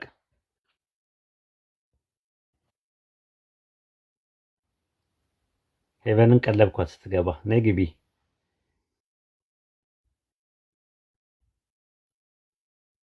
በትልቁ አድርጉት። ለማንኛውም ጥቅሱን ያዡ እንትን በትልቁ መሆን ካላለ ማለት ነው። በፋራን ምድረ በዳ ምን ላይ ነው ይተሻል? አሁን አውጥቶልሻል። ደብረ ሲና ይላል። በአረብ ምድር ያለችው ነው ይላል። ቁጥር ስንት ላይ ነው ያለው? ገላትያ ምዕራፍ 4 ቁጥር 24 እና 25 በአረብ ምድር ያለችው ደብረ ሲና ናት የሚለው ስንት ላይ ነው ያለው? 24 ላይ ነው ያለው። 25 ላይ 25 ላይ ኦኬ። ስለዚህ 25 ላይ ታገኘዋለች ማለት ነው። ሲና ሴይርና ፓራን እንደዛ ነው ያለው። ዘፍጥረት 21 ላይ በፓራን ምድረ በዳ ተቀመጠ ይላል ስለ እስማኤል ሲናገር። ዘፍጥረት 21 ላይ አውጣላት። እንዴ ገላትያ 4:4 እኮ እንደዛ አይልም። ይህም ነገር ምሳሌ ነው እነዚህ ሴቶች ብሎ ነው የሚቀጥል። አዎ መጀመሪያ ሴትዮዋ አጋር ያለችው አጋር የምትኖረው በደብረ ሲና ነው። በአረብ ምድር ያለችውን አጋርን ትመሰላለች አለ። ከዛ በኋላ ማናት የምትመሰለው? የብሉይ ኪዳን ያለው ስርዓት በአጋር አዲስ ኪዳን ላይ ያለው ስርዓት ደግሞ በሳራ መስሎ ነው ያስቀመጠው። ሁለቱ ሴቶች እንደ ሁለት ኪዳኖች ናቸው አለ ብሉይ ኪዳንና አዲስ ኪዳን። ግን ዋናው ነገር ምንድነው? አጋር የምትባለዋ የት ነው የምትኖረው የነበረው አለ? በአረብ ምድር ያለችው ደብረ ሲና ናት አለ። ጠይብ አረብ ምድር ደብረ ሲና የተባለው የት ነው? ደብረ ሲና ማለት የሲና ተራራ ነው። በአረብ ምድር ነው የሚኖረው። ደብረ ሲና የት ነው ያለው? አርኪኦሎጂካሊ አሁን በግብጽ በሲና ይላሉ ሰዎች። ሲና የሚባለው ግብጽ ነው ያለው ይላሉ። ትክክለኛው ግን አርኪኦሎጂካሊ የተገኘው አረብ ሀገር ነው። ቸርች ፋዘርስም ያስቀመጡት ደብረ ሲና ያለችው ወይም የሲና ተራራ ያለው አረብ ምድር ነው። አሁን ያለው አርኪኦሎጂ የሚያሳየው እንደዛ ነው። እኔ ቢመቸኝ ከፍትልሽ ነበር አንድ ቪዲዮ አርኪኦሎጂስቶች ያገኙት ማለት ነው። ዩቲዩብ ላይ ያለ የተቀመጠ ራሱ ማለት ነው። ዌሪዝ ብለሽ ራሱ ጻፊ። ዌሪዝ ደብረ ሲና ማውንት ኦፍ ሲና ብለሽ ከጻፍሽ ሳውዲ አረቢያ ብሎ ያስቀምጥልሻል። ኦኬ ዘፍጥረት 21 ላይ እንግባ። ኦሪት ዘፍጥረት ምዕራፍ 21 ቁጥር 21 ላይ 31 ላይ እኮ እዛው ማለት ነው። ስለዚህ ወንድሞች ሆይ የጨዋይነቱ ልጆች ነን እንጂ የባሪያይቱ አይደለንም ይላል። ስለዚህ ባሪያይቱ የሚለው ብሉይ ኪዳንን ነው። አይ ባሪያይቱ የሚለው ብሉይ ኪዳንን ነው። ጨዋይቱ የሚለው ደግሞ ላይኛይቱ ኢየሩሳሌም የምትባለዋን ነው። እዛው ላይ ላይኛይቱ ኢየሩሳሌም በነፃነት የምትኖር እናታችን ናት አለ። ማንን ነው ላይኛይቱ ኢየሩሳሌም ያላት? ሐዲስ ኪዳን ወይስ ኢየሩሳሌም? ስለ አዲስ ኪዳን ነው የሚያወራው። ስለ አዲስ ኪዳን ሆኖ ግን የሰማይቷ ኢየሩሳሌም ነው የሷ ነው። ባሪያይቱ ደግሞ ያላት ደግሞ ብሉይ ኪዳን ላይ ያለችዋን ነው። ብሉይ ኪዳን ላይ ያለችዋ ስርዓቱን ብሉይ ኪዳን ላይ የነበረችዋን ኢየሩሳሌምን ምን አለ? አሁን ያለችዋን ኢየሩሳሌም ትመሰላለች ባሪያ ናትና አለ። ስለዚህ እኛ የባሪያይቷ ልጆች እንጂ የጨዋይቷ ልጆች አይደለን፣ የጨዋይቷ ልጆች እንጂ የባሪያይቷ ልጆች አይደለንም የሚለው የአሁን አይቷ አሁን ምድር ላይ ያለችዋ ኢየሩሳሌም ሳይሆን የሰማይቷ ኢየሩሳሌም ልጆች ነን ነው እያለ ያለው ኤግዛምፕሉን እየሰጠ ያለው። እሺ እዛው 21 ላይ ራሱ እናንተ ከህግ በታች ልትኖሩ የምትወዱ ህጉን አትሰሙ እስኪ ንገሩኝ ይላል ማለት ነው። ህጉ በታች የሚለው ደግሞ የሙሴን ህግ ነው የሚያወራው። አይሽ ብሉይ ኪዳንን ነው የሚያወራው። እንደዛ አረገና ምን አመጣ? ሴቶቹን አመጣቸው። አብርሃምን አመጣ፣ ሁለቱን ሴቶች ሁለቱ ልጆች አመጣና ከዛ በኋላ በቀጥታ ምንድነው ያደረገው? ያንን ነገር ደግሞ ወደ ምሳሌ ያደረገና ቀየረውና ሁለት ሴቶች ያደረጋቸው። አሁን ያለችው ኢየሩሳሌምን አንድ ሴት፣ ከዛ በሰማይታ ኢየሩሳሌምን ደግሞ ሌላ ሴት ያደረገና የነዛ ልጆች ደግሞ ሁለት ብሉይ ኪዳን ላይ ህግ የሚመራና በአዲስ ኪዳን ህግ የሚመራውን በሁለት ነገር ተረጎመ። ዋናው ነጥቡ ምንድነው? ገላትያ ምዕራፍ 4 ቁጥር 25 ላይ ደብረ ሲና ያለው አረብ ሀገር እንደሆነ እንድታቂው ነው እንጂ ሙሉን አንቀጹን ስለምንድን ነው የሚያወራው አይደለም። እንትኑ ነጥቡ ማለት ነው። ኦኬ ዘፍጥረት 21 ላይ ግባ። ተመለሰልሽ ይሄኛው? ተመልስልኛል ማለት እንትኑ የተፈለገው ነገር ቦታውን ስፔሲፊካሊ እንድታቂው ነው እንጂ ጳውሎስ ስለምንድን ነው የሚያወራው የሚለውን አይደለም። ሄርሜኔቲክስ ወይም ደግሞ የባይብል ስተዲ አይደለም እያስጠና ያለሁት። ይኸውልሽ በፓራ ምድረ በዳ ተቀመጠ ይላል። እናቱም ከምድረ ግብፅ ሚስት ወለደችለት ይላል። ዘፍጥረት 21 ላይ ስለ እስማኤል ሲናገር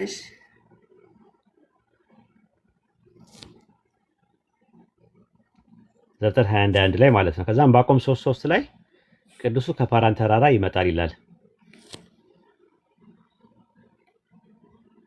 ዕንባቆም 3:3 ላይ ማለት ነው።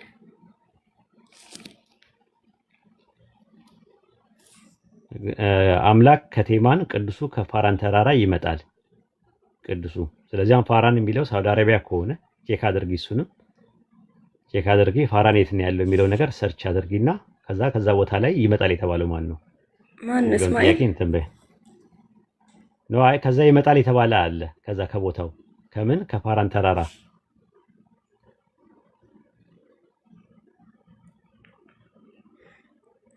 ይሄ እኮ ለእስማኤል የገባለት እንትን አይደለም? ይቅርታ ማለት ትንቢት ለእስማኤል የነገረው ነገር አለ።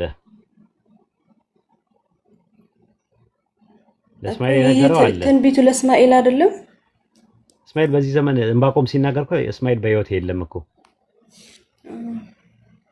እና ለማን የተነገረው? ወደፊትም ይመጣል እሱ ነው ማለት ከዛ ቦታ ላይ መጣው ማለት ለምሳሌ መጽሐፎች ትርጓሜኛ ጋር ለእስማኤል እንደተነገረ ምናምን ነው የሚያሳዩት። ኖ አይ ይሄኛው እንደዛ አይደለም ይላል። አይ እንደዛ አይልም፣ ለእስማኤል አይልም። የእናንተም ትርጓሜ አንድምታው ከፓራን ተራራ ይመጣል የተባለው ማን ነው ብለሽ ጠይቀሽ መረዳት ትችያለሽ ማለት ነው። ከፓራን ከዛ ቦታ ላይ የመጡት ከነብዩ መሐመድ ውጪ የመጣ አለ? ሳውዲ አረቢያ ውስጥ የመጣ ነብይ አለ? እንደ በሐሰተኛ ነብይ ምንድነው ከፈረሽው ራሱ ሐሰተኛ ነብይ ሆኖ የመጣ አለ? አይ እኔ አላውቅም። በቃ እሱን ጠይቂና አንተም በይ። አይ ትንቢት ለሌላ ነው አካል ካሉም ለማን እንደሆነ በመረጃ ደሊል እዛ ሳውዲ አረቢያ ውስጥ የመጣ ካለ ከሌብ ተብሎ መጠየቅ ነው ያለብሽ አንቺ። ኦኬ እሺ፣ አመሰግናለሁ። እሺ ምንም አይደለም። ጨረሽ ጥያቄሽን? አለኝ በጣም ብዙ። እሺ ጠይቂሽ። እሺ ቀጣይ ጥያቄ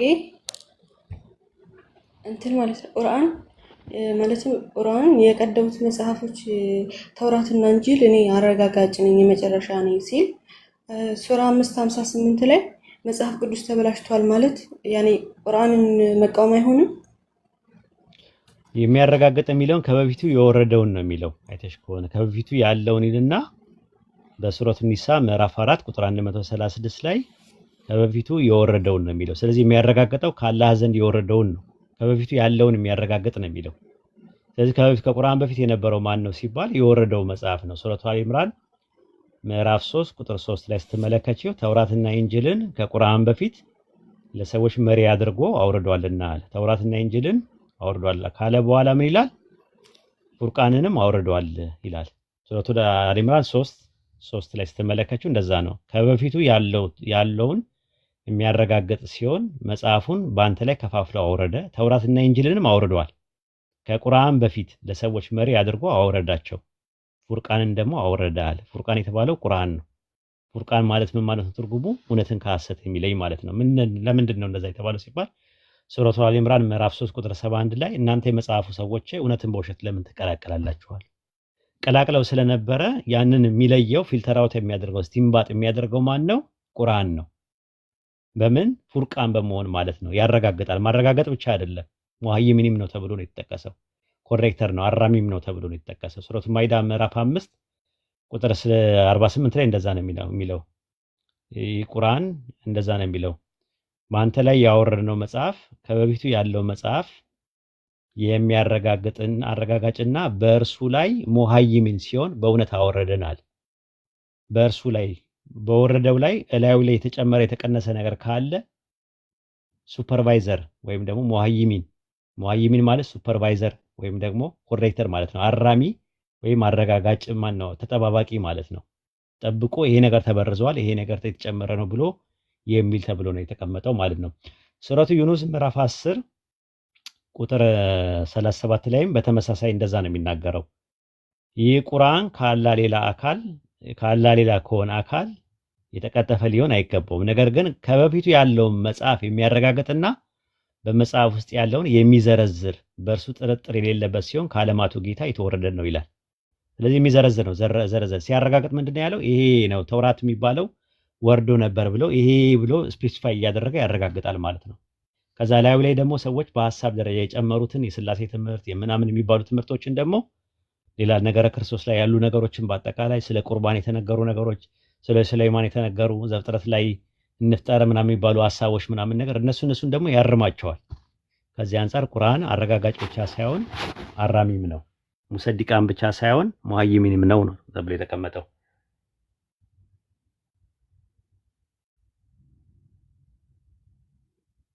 ይሄን ይመስላል።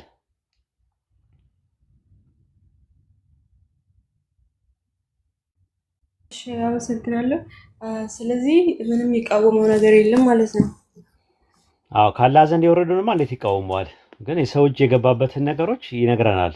በእጆቻቸው ጽፈው እንዲያደርገው በላዩ ላይ እንደጨመሩ እንደበረዙት ምናምን ይናገራል ቁርአን። አይ ማለት እዛ ላይ እሺ በቃ ማለት እኔ ማረጋጋጭ ነኝ ካለ ያ ደግሞ የአምላክ ቃል ከሆነ እንዴት ሊቃወመው ይችላል? የሚያረጋግጠው የወረደውን ነው የሚያረጋግጠው። በኦሪጂናል ቅርጾ የነበረውን እሱን ያረጋግጣል። ካላህ ዘንድ እንደመጣ ያረጋግጣል እንጂ አሁን ሰዎች በክርስቲያኖች እጅ ያለውን አምስቱ መጽሐፍቶች የብሉይ ኪዳን ያሉትን 5 የኦሪት መጽሐፍቶች ኦሪት ዘፍጥረት፣ ኦሪት ዘጸአት፣ ኦሪት ዘሌዋውያን፣ ኦሪት ዘኍልቍ፣ ኦሪት ዘዳግም እያለ አላረጋገጠም። ወንጌልንም የማቴዎስ ወንጌል፣ የማርቆስ ወንጌል፣ የሉቃስ ወንጌል፣ የዮሐንስ ወንጌል ብሎ እውቅና ሰጥቶ አላረጋገጠም። የሚያወራው ስለ አንድ ወንጌል ነው። ለኢሳ የተሰጠውን ወንጌል ነው ያረጋገጠው። ለሙሳ የተሰጠውን ተውራት ነው እያረጋገጠ ያለው እንጂ በሰው እጅ ያለው ለአምስት ከፋፍለው ላዩ ላይ ታሪክ የጨመሩበትን አይደለም። ታሪክ ጨማምረው ራዩ ላይ እንትን ብለው ታሪኮችን ምናምን ጨምረው ከዛ ከወንጌሉ ላይ የቀላቀሉትንም ጨምሮ አይደለም የሚያረጋግጠው።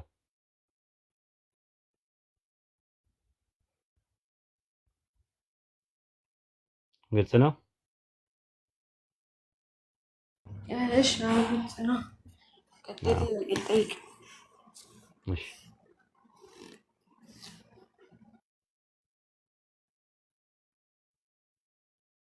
እሺ በእስልምና ማለት ነው። በእስልምና መዳን ያኔ በሰው መልካምነት ስራ ብቻ ከሆነ እና ደግሞ በአላህ ፍቃድ ላይ ብቻ የተመሰረተ ከሆነ አንድ ሙስሊም የህይወቱ መጨረሻ ማለትም ሊሞት ምናምን አካባቢ ይሄ እንትን መንግስተ ሰማያት በእናንተ እንትን ጀነት እንደሚገባ ምን ማለት እንዴት እርግጠኛ ሊሆን ይችላል? እርግጠኛ የሚሆንበት የተጻፈ ነገር አለ? በእኛ እንትን አለ። አንድ ሰው አላህን ሲያመልከው የኢባዳ ምሰሶች አርካኑ ኢባዳ የሚባሉ 3 ናቸው። ራሱ ማለት አርካኑ ኢባዳ ወይም የኢባዳ ምሰሶች 3 አላህን የምናመልክበት ምክንያታችን 3 ናቸው። አንደኛው ማሐባ ነው፣ ሁለተኛ ረጃ ነው፣ ሶስተኛ ኸውፍ ይባላል። ማሐባ ማለት አላህን ወደን ነው። አላህን ያላ ውዴታ ይዞን ነው እንትን የምንለው ማለት ነው። የመጀመሪያው እሱ ነው። አላህን ወደን ነው የምናመልከው።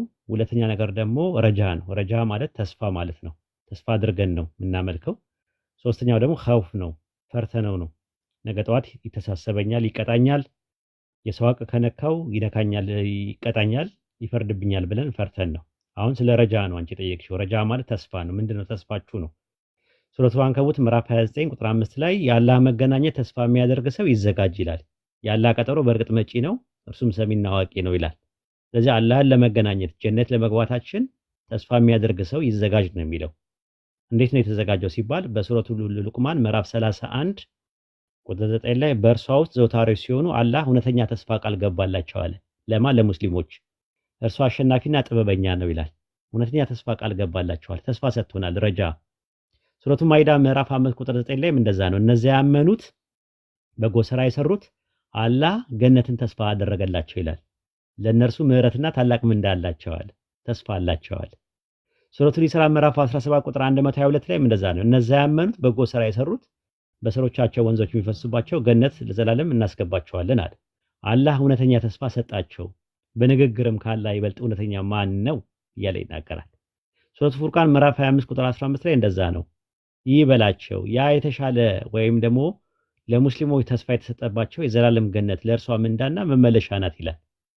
በሱረቱ ኢስራ ምዕራፍ 17 ቁጥር 108 ላይም እንደዛ ነው ይላል። ጌታችን ጥራት ይገባዋል፣ እነሆ የጌታችን ተስፋ ተፈጻሚ ነው ይላሉ ገነት ከገቡ በኋላ።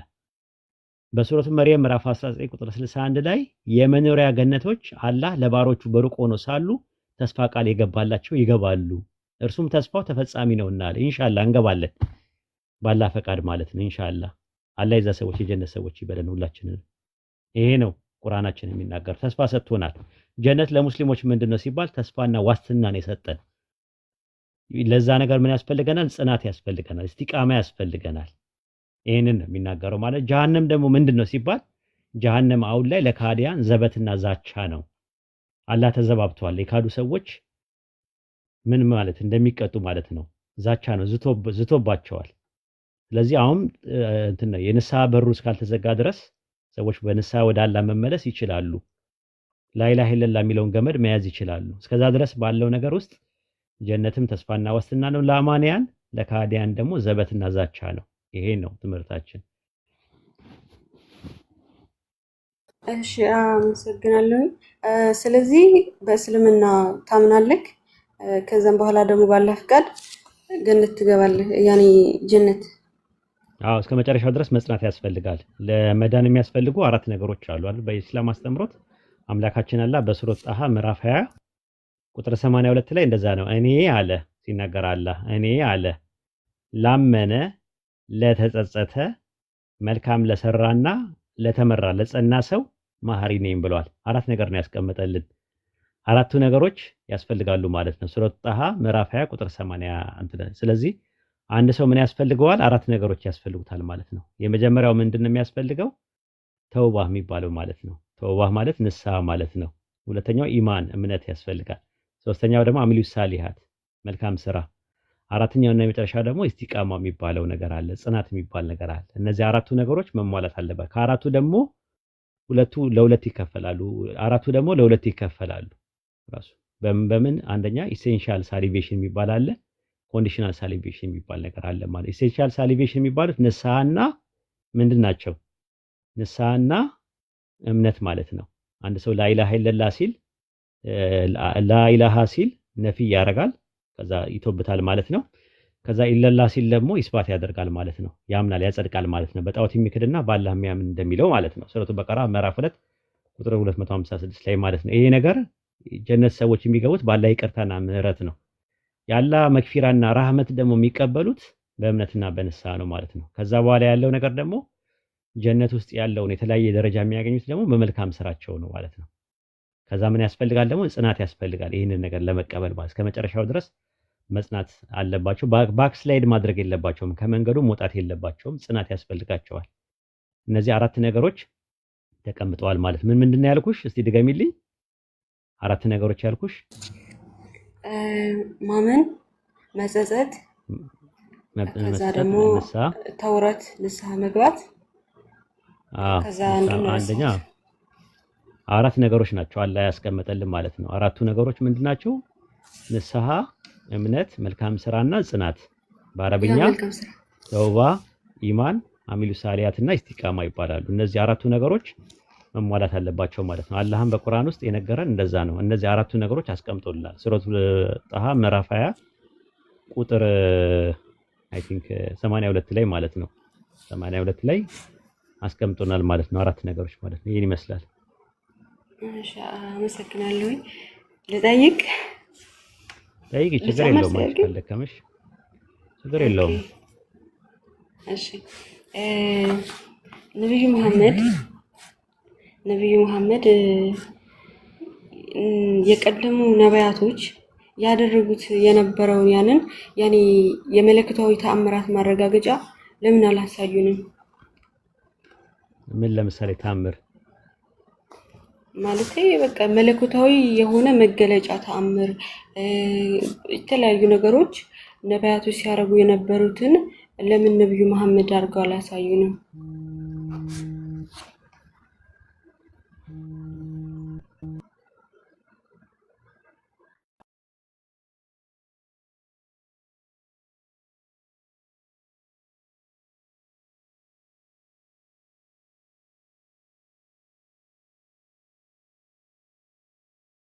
አንዴት ሰላም አለሽ? አለሁ። ትንሽ ጠብቂው፣ ስልክ ተደውሎ ይሆናል። እሺ ግን ኡስታዝ እስኪመጣ ድረስ ማለት ነው። ለነብይ ለመሆን ግድ ተአምር ማሳየት መስፈርት ነው? ለምሳሌ ኢየሱስ ለምሳሌ እውሮችን አብርቷል አይደል? አይ ኢየሱስ ማለትም አብርቷል ብቻ ሳይሆን አምላክ የሚያደርገውን ሁሉ ነገር ሲያደርግ ነበረ። ስለዚህ እሱን አምላክ የሚያደርገውን ነገር ያደርጋል። እሱን እንማማርበታለን። አብሽር። ግን ካደረጋቸው ድርጊቶች ለምሳሌ እውርን እንዲያይ ማድረጉ፣ ለምጣሞችን ማሻሩ፣ ይሄም ተአምር ነው አይደል? ሙታንን ማስነሳቱ፣ ይሄ ለምሳሌ አንድ ነብይ ኡስታዝ ቀጥሉና እናወራለን። አብሽሪ ኡስታዝ ቀጥል። እኔ ስልክ ገብቶብኝ ይቅርታ። ጠይቀሽው ረሱል ሰለላሁ ዐለይሂ ወሰለም ለምንድን ነው ተአምር? ከአንቺ የጠየቅሽን ጥያቄ የዛሬ 1400 ዓመት በፊት በወቅቱ የነበሩ ሰዎች ጠይቀው ነበረ። ሱረቱ አንዓም ምዕራፍ 6 ቁጥር 124 ላይ ታገኘዋለሽ። ተአምር በመጣላቸው ጊዜ የአላህ መልእክተኞች የተሰጡትን ቢጤ እስኪያስከ ድረስ በፍጹም አናምንም አሉ ይላል። የአላህ መልእክት ከዚህ በፊት የነበሩ ነቢያቶች የተሰጣቸውን አይነት ተአምር ነው የፈለጉት። ለምሳሌ ሙሳ አለይሂ ሰላም ባህሩን ከፍሎ ነበረ፣ አይተሽ ከሆነ በበትር እንደዚህ አይነት፣ ወይ ደግሞ ሙት ማስነሳት እንደ ኢሳ አይነት ምናምን ነገር ነው የሚፈልጉት። ነገር ግን የተአምር ራሱ በሁለት ይከፈላል አይደለ? በሁለት መልኩ ነው። አንደኛ የቀደመው ነቢያት የሚያደርጉት ተአምር በአይን የሚታይ በእጅ የሚዳሰስ ነው። ይሄ ምን ይባላል?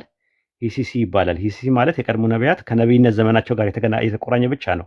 እሳቸው ነቢያቶቹ ካለፉ በኋላ አይጠቅማቸውም፣ ለነሱ ሲሞቱ ያበቃል። ምክንያቱም ተአምርነቱ አሁን ለምሳሌ ኢሳ ሙት አስነሳ ተባለ አይደለ? ልክ ኢሳ እንትን ካለ በኋላ ካረገ በኋላ ለሱ ምንም የሚጠቅመው ነገር የለም። ልክ በተመሳሳይም ሙሳ አለይሂ ሰላም ባህሩን ለሁለት ሲከፍል ሙሳ ካለፈ በኋላ በቃ ለሙሳ ነው የጠቀመው። በወቅቱ ያላየው ሰው ካለ በስተቀር ምንም የሚጠቀመው ነገር የለም። ሁለተኛው ተአምር ምንድነው? መነዊ የሚባል አለ ራሱ ማለት ነው። ለዘላለም የሚኖር ወቅታዊ ያልሆነ ተአምር አለ። ታዲያ ለረሱል ሰለላሁ ዐለይሂ ወሰለም የተሰጣቸው ተአምር ምንድነው ብለን ስንል ቁርአን ነው የመጀመሪያው እስከ ዘላለም ድረስ። ምክንያቱም ከሳቸው በኋላ ነብይ ስለማይመጣ ትልቁ ተአምር ታላቁ ተአምር ተብሎ የተቀመጠው ቁርአን ነው። በሱረቱ አንዓም ምዕራፍ 6 ቁጥር 37 ላይ እዩ። ከጌታው በእርሱ ላይ ለምን ተአምር አልተወረደለትም አሉ። ተአምር ለምንድን ነው ያልተወረደለት አሉ። አላህ ተአምር በማውረድ ላይ ቻይ ነው በላቸው፣ አብዛኛዎቹ አያውቁም አለ። ለምን? በሱረቱ አለ ኢምራን ምዕራፍ 3 ቁጥር 108 ላይ ያወጣላት። በሱረቱ አለ ኢምራን ምዕራፍ 3 ቁጥር 108 ላይ ሱረቱ አለ ኢምራን ምዕራፍ 3 ቁጥር 108 ላይ አየሽው? ሱረቱ አለ ኢምራን ምዕራፍ 3 ቁጥር 108 አየሽው? እነዚህ ይቺ በአንተ ላይ በእውነት የምናነባት ስትሆን ያላ ተአምር ናት አለ። ተአምራት ናት አለ። አየሽው? ቁርአን ራሱ ምንድነው አለ? ተአምር ነው ብሏል። ብዙ ቦታ ላይ አለ። ሱረቱ በቀራ ምዕራፍ 2 ቁጥር 252 ላይ ይህ በእውነት በአንተ ላይ የምናነባቸው ሲሆን ያላ ተአምራት ናቸው ያለ ይናገራል። ሱረቱ ጋሺያ ምዕራፍ 45 ቁጥር 6 ላይም በአንተ ላይ በእውነት የምናነብ ስንሆን ያላ ተአምራት ናቸው። ከአላህና ከተአምራቶቹ ወዲህ በየትኛው ንግግር ያምናሉ አለ። ተአምር አድርጌ ያወረድኩት ቁርአንን ነው ብሎ ነው ያለው። ረሱል ሰለላሁ ዐለይሂ ወሰለም በሐዲስ ላይም እንደዛ ነው ያሉት። ማንኛውም ነብይ ህዝቦች ያምን ዘንድ ተአምር ተሰጠው፣ ነገር ግን ለኔ የተሰጠኝ ተአምር አላህ ወደ እኔ ያወረደው ወሂ ነው ብለው ነው ያስቀመጡት። ይሄን ነው የሚያመለክተው። በተረፈ ሌሎቹ የሰሩት ረሱል ሰለላሁ ዐለይሂ ወሰለም የሰሩት ተአምራት በአጠቃላይ እሳቸው በህይወት እስካሉ ድረስ እንጂ የሚጠቅማቸው እሳቸው ካለፉ በኋላ እንደ ማስረጃነት አድርገን ብንጠቀመው ጥቅም የለውም። ለምን? በቦታው አልነበርንም። ለማሳመኛም መጠቀም አይቻልም። ራሱ ለኛ ላመነው ነው የሚጠቅመው። ረሱል ሰለላሁ ዐለይሂ ወሰለም በነበሩበት ሰዓት ላይ ጨረቃ ለሁለት እንዲከፍሉ አድርገው ጨረቃ ለሁለት ተከፍሏል። ከእጃቸው ላይ ውሃ ፈልቋል። ምግብ ባርከው አብዝተዋል። እውር አብርተዋል። ይሄን ነገር አሁን በነግርሽ ሐዲስ ላይ አለ። ያን ነገር በነግርሽ ማናየው ማለት ትችያለሽ። ለምን? በወቅቱ የለንማ፣ ማስረጃ የለኝም። ከተጻፈ ውጪ ማስረጃ የለኝም። አሁን ኢሳው ሙት አስነስቷል። ማስረጃ አምጣ ብትይ የለኝም። እኔ ተጽፎ ያለ ነገር ነው እንጂ በወቅቱ አላየውም፣ አልሰማውም። አርኪኦሎጂካሊም አላረጋገጠልኝም። ሳይንቲፊካሊ ሜቶዶችም የለኝም። ራሱ ሙሳ አለይሂ ሰላም ባህሩን ለሁለት ከፍሎ ነበረ። በወቅቱ የለውም። ስላመንኩኝ ነው፣ መሰረታዊ ነገሮችን ስላመንኩኝ ነው የሙሳ ተአምራት የተቀበልኩት እንጂ የሙሳ ተአምር ስላደረገ አይደለም የተቀበልኩት። በወቅቱ አልነበርኩም፣ በቦታው አልነበርኩም። ስለዚህ ረሱል ሰለላሁ ዐለይሂ ወሰለም ጨረቃን ለሁለት ሲከፍሉ ከጣታቸው ላይ ውሃ ፈለቀ፣ ምግብ ተስቢ ያደረገ፣ ምግብ ባርከው ነበረ፣ አብዝተው ነበረ፣ እውር አብርተው ነበር፣ በጣታቸው እንትን ብለው በምራቃቸው እንደዚህ አድርገው ነበር የሚባሉ ሐዲስ ላይ ያሉ በአጠቃላይ ቢነገረኝ በነግርሽ እኔ ዘርዝሬ በነግርሽ ካላምሽ በወቅቱ በቦታው ስላልነበርሽ ላንቺ አይጠቅምሽም። ላንቺ የሚጠቅምሽ የትኛው ነው? አሁን ከረንትሊ ያለው ቁርአን ነው የሚጠቅምሽ። ለዘላለም ተአምር የተባለው ምንድነው? ተአምር ብለሽ እንድትመረምሪ ነው እንትን የሚልሽ። ስለዚህ ለረሱል ሰለላሁ ዐለይሂ ወሰለም የተሰጣቸው ተአምር ብዙ ነው። አንደኛ ማለት ነው። አንደኛ ታላቁ ቁርአን ነው። ሌሎች ደግሞ በወቅቱ በህይወት በነበሩበት ዘመን ላይ ሲያደርጓቸው የነበሩት ነገር በአጠቃላይ በወቅቱ ያዩዋቸው ሰዎች ለነብይነታቸው ማረጋገጫ ይሆን ዘንድ የተሰጣቸው ተአምር ነው ለማለት ፈልጌ ነው። ይሄን ይመስላል። እሺ፣ አመሰግናለሁ። ተመልሶልኛል። ጥያቄ ያለኝ ትንሽ የገባች ካለ ጠይቃለሁ። አንዴ በቃ ችግር የለውም። ያያቸውና በእንትን ደረጃ ሊስታውት አድርጋቸውና እኔ ስገባም ሆነ ሌሎችም ሲገቡ ጥያቄዎችሽ መጠየቅ ትችያለሽ ማለት ነው። እንደዚህ ጠይቂ፣ ችግር የለውም። ምንም የሚያሳቅቅ ነገር የለም። እኛ ጥያቄ ካላቸው ሰዎች ሪሊ ካላቸው እኔ ብዙ ነገር መስዋዕት ከፍዬ እመጣለሁ። እኔ ሪሊ ማለት እውነት እንዳንቺ አይነት ቅን ነገር ጠያቂ ሰዎች ካሉ ከመሄድበት ከምልበት ምናምን ነገር ስራ ብቻ አይሁን እንጂ ሌላ ነገር ካለ ሌላ ነገር ትቼ ማነብበት ነገር ጊዜ ካለኝ ከነባቤ ላይ ምተኛም ከሆነ ከእንቅልፌ ላይ የራሱ መስዋዕት አድርጌ መጥቼ እመልስልሻለሁ። እሺ አብሽሪ። እሺ አመሰግናለሁ። እሺ መልካም ቀን ይሁንልሽ ኢንሻአላህ። ፎከስ። السلام عليكم أستاذي. ወአለይኩም አሰላም ወራህመቱላሂ ወበረካቱህ። እሺ ደህና ዋይ። መልካም ቀን ይሁንልሽ። አትጥፊ። ሰላም ሳልልክ አልወርድም ብዬ ነው እኮ። እሺ ችግር የለውም። ደህና ነህ? አልሐምዱሊላህ ኡስታዚ። እንዴት ነህ አንተ? እየበረታ ነው? አንቀበል። አዎ እየበረታ ነው ኡስታዚ። አንተ ማሻአላህ በርታ። አንተ ጎበዝ ልጅ ነህ። ኢንሻአላህ ካንተ ብዙ ነገር እንጠብቃለን። በርታ ለማለት ነው። እሺ ኡስታዚ።